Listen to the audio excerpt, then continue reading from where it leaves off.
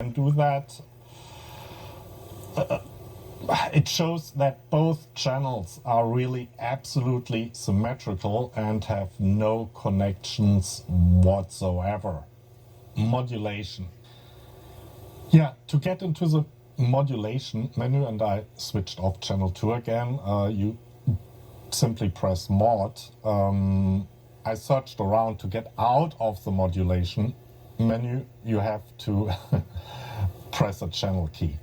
Okay, that aside, if you're in the modulation menu, before we go onto the different modes, you can select a source, and the source you select via the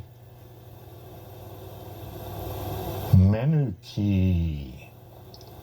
So, and you can either have channel 2 as a modulation source or external AC, Manu, whatever that means. I have no idea. That I would have to look up. And yeah, external DC. I mean, this is simply, I guess, different couplings.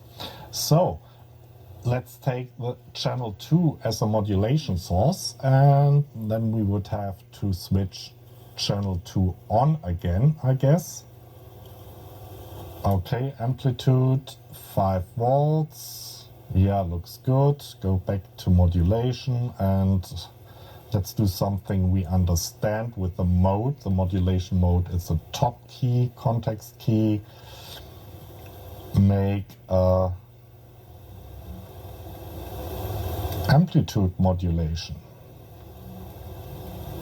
I have to go to channel 1 is currently at 1 megahertz, and channel 2 is also currently at 1 megahertz. That won't fly. So let's go down with the frequency to 10 kilohertz. That's a good modulation, I guess.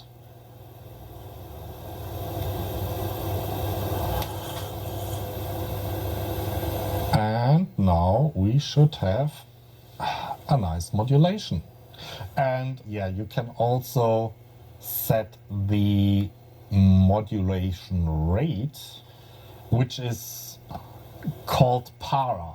So yeah, the parameter of your modulation is always called para, and yeah, that looks impressive. 1 megahertz carrier wave with a 10 kilohertz modulation signal. That's okay. How would I switch the modulation off?